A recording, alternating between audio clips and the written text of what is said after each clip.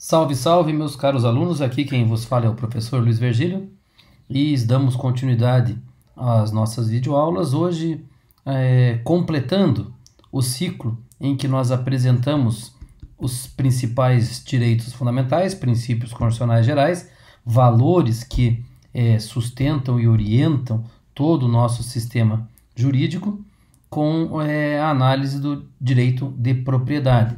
Já tivemos oportunidade de estudar conteúdo jurídico do direito à vida, do direito de liberdade e do direito de igualdade. Cumpre lembrar aqui sempre que esta apresentação ela é geral, ampla, uma primeira visão, que pretende trazer para o mundo jurídico a amplitude que é dada juridicamente ao valor representado por cada um desses direitos fundamentais. Nós sabemos, desde da aula da teoria geral dos direitos fundamentais, de que esses valores são valores que transcendem o âmbito jurídico e que cabe ao direito dar um conteúdo jurídico próprio, um corte, um recorte deste conteúdo que juridicamente adquire relevância e pode ser tratado e garantido. Portanto, não é diferente com o conceito de propriedade. Então, hoje teremos oportunidade de, nesta aula, tratarmos rapidamente da apresentação desse conteúdo jurídico da propriedade, que é preservada e destacada fundamentalmente pela Constituição, e então uma breve visão sobre como funcionam as garantias fundamentais a esses valores previstos no caput do artigo 5º da Constituição. Então, quando nós tratamos de propriedade, e aqui sempre importante lembrar que nós não trataremos a disciplina jurídica toda de propriedade, que majoritariamente é uma disciplina de direito civil, em que nós temos todos os aspectos de implicação jurídico-prática. Nós queremos aqui só apresentar o elemento que traz propriedade para o mundo jurídico. Quer dizer, como é que nós entendemos propriedade do ponto de vista jurídico? Propriedade, veja, é um conceito, um conteúdo, um valor muito mais amplo. Propriedade, a ideia de propriedade já surge com a própria ideia de consciência, para termos uma ideia. Quer dizer, ter consciência ou ter conhecimento de si nada mais é do que adquirir propriedade sobre si mesmo. Quer dizer, quando você adquire consciência, você adquire propriedade sobre os seus elementos imateriais. Aquilo passa a fazer parte de si, aquilo passa a ser seu. Memória, da mesma forma. Memória nada mais é do que uma expressão de propriedade, aquilo que lhe pertence. Lhe pertence tanto que você o identifique, o trata como uma memória, coloca lá. Quer dizer, a propriedade vem desde estas atribuições bastante amplas, bastante profundas, bastante primordiais, para chegar num contexto em que juridicamente isto adquire algum conteúdo. E do ponto de vista jurídico, nós tratamos de propriedade, nós queremos tratar daquilo que é pertencente a alguém e que, portanto, é coisa, não é pessoa. A relação que se estabelecerá é uma relação real e não uma relação obrigacional. Bastante importante essa diferença. Quer dizer, não é uma prestação, não é um conjunto de ações, não é um pacto de vontade, mas é uma relação que se estabelece primordialmente entre um indivíduo que passará a possuir, a ter propriedade, a ter uso, a ter à sua disposição determinado elemento ou objeto. Desse ponto de vista, há uma relação primeira de pessoa a coisa, que é uma relação real que se estabelece de propriedade entre a pessoa titular da propriedade e a coisa. E aí nós teríamos aí, se fôssemos tratar da disciplina jurídica da propriedade, as formas de aquisição da propriedade. Como que você adquire propriedade? Em que momento você consegue adquirir a propriedade? Você consegue adquiri-la de forma originária, algo que não era possuído por ninguém antes, que não era de propriedade de ninguém, agora passa a ser, ou você adquire de forma secundária, transmitindo a propriedade por outras vias existentes de transmissão de propriedade.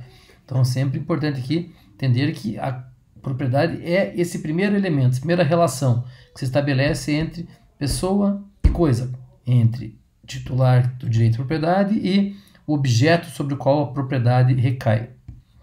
Por ter essa relação real, não obrigacional, surgirá na propriedade uma relação pessoa a pessoa.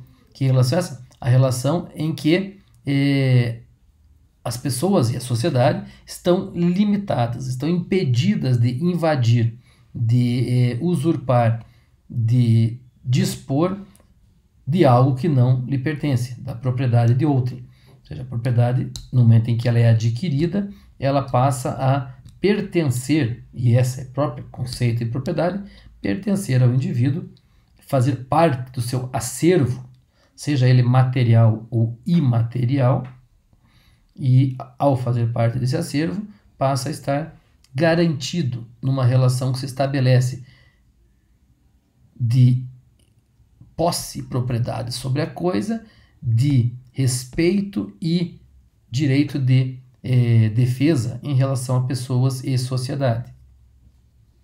Quando falamos em propriedade do ponto de vista jurídico, nós queremos dizer que propriedade é efetivamente a possibilidade que se dá ao proprietário de usar, gozar e dispor da sua propriedade da forma como melhor lhe aprouver.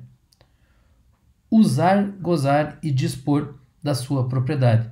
Ele pode fazer com a sua propriedade, destinar à sua propriedade o uso que lhe convenha, que lhe interesse, utilizar, gozar, trazer fruir os benefícios oferecidos por essa propriedade da forma que melhor entender, e dispor, quer dizer, dar destinação à propriedade do jeito que melhor lhe aprouver.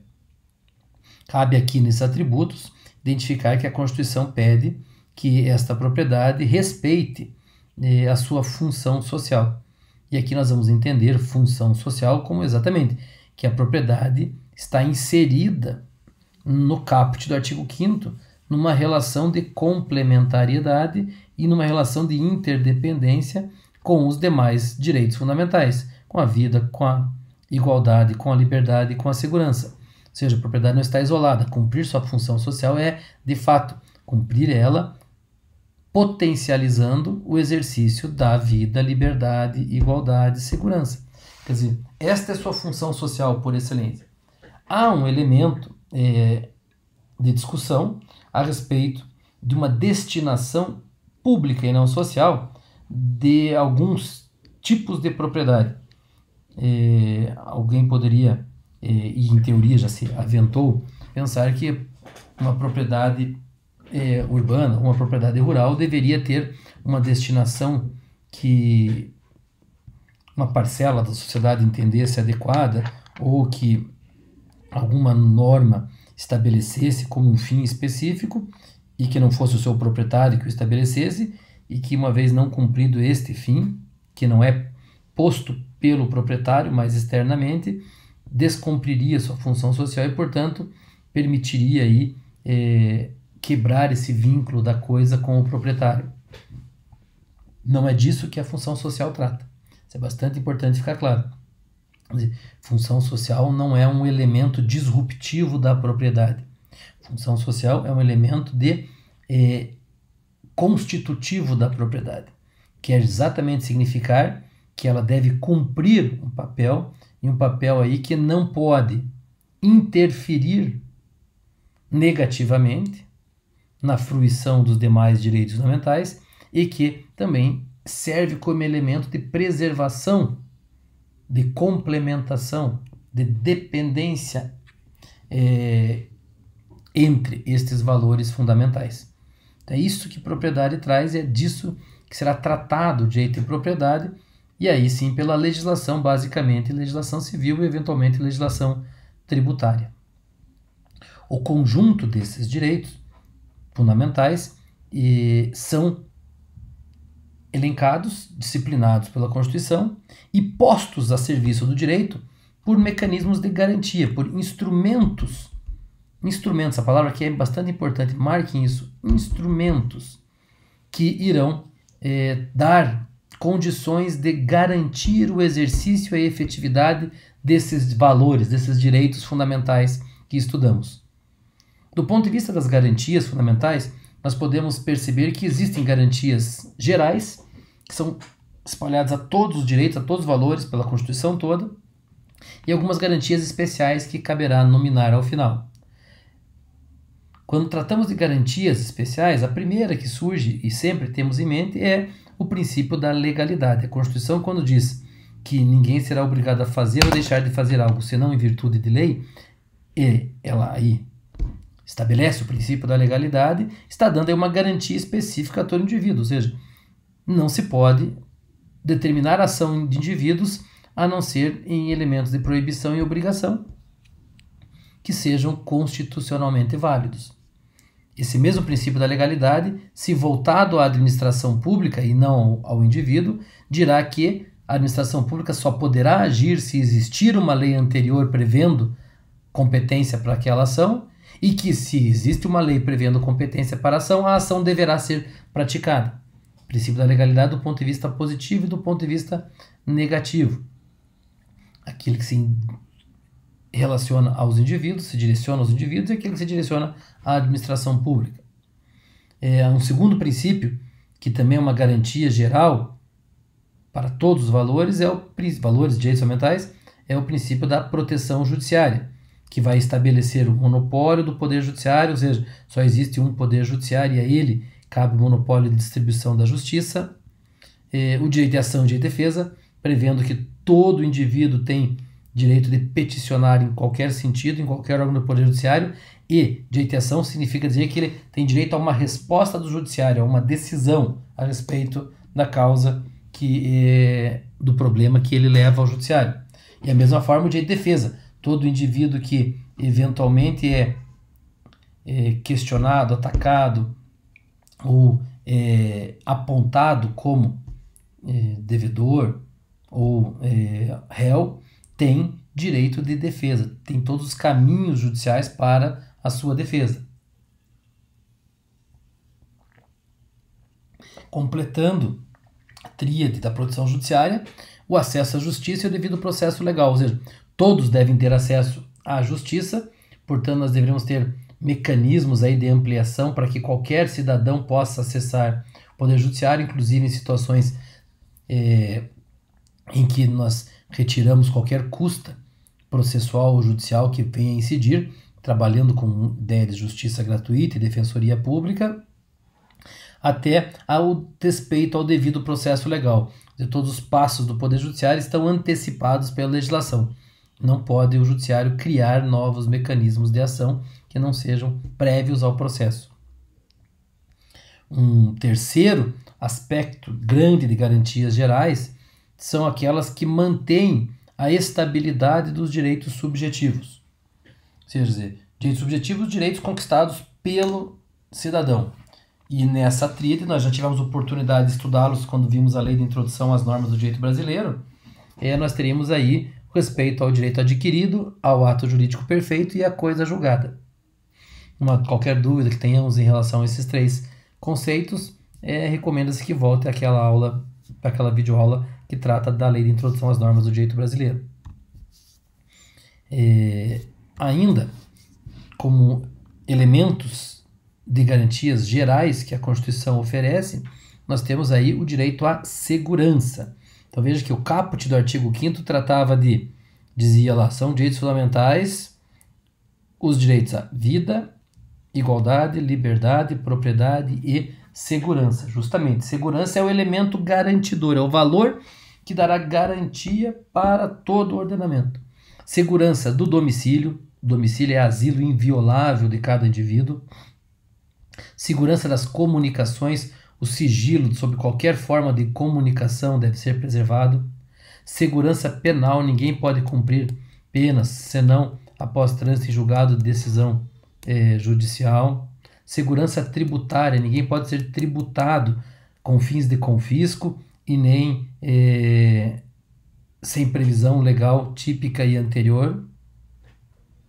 Então são expressões do direito à segurança que ficam bastante claras, garantindo aí esse valor de segurança a todos os indivíduos.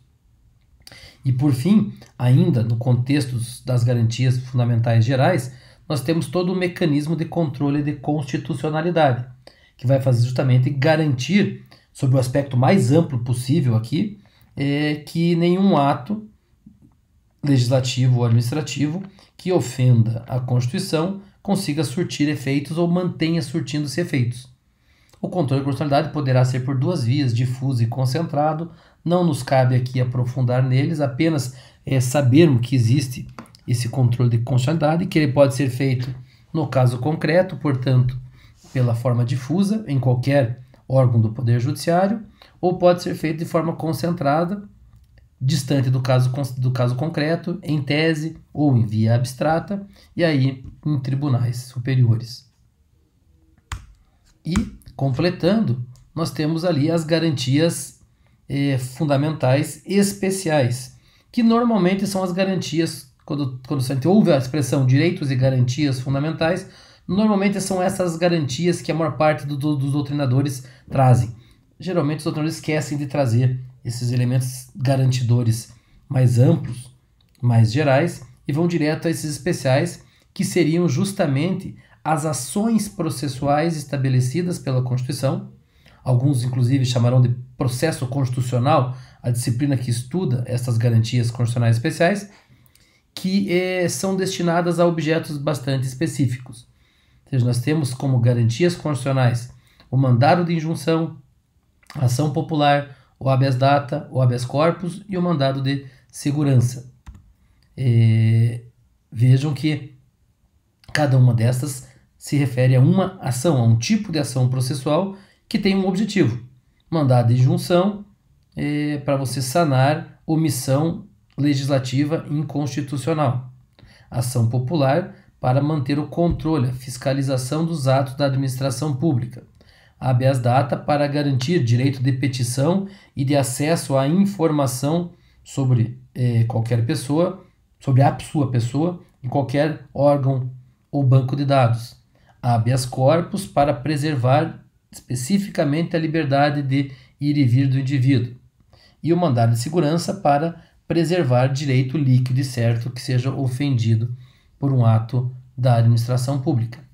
Veja que são ações processuais específicas. Nós não vamos estudá-las nesse momento, cada uma delas, mas que é importante sabermos que elas existem e estão assim dispostas para dar efetividade aos direitos fundamentais, tais quais nós os vimos na sua amplitude jurídica. Mantemos, como sempre, à disposição de todos os senhores e os contatos permanecem os mesmos. Um grande abraço.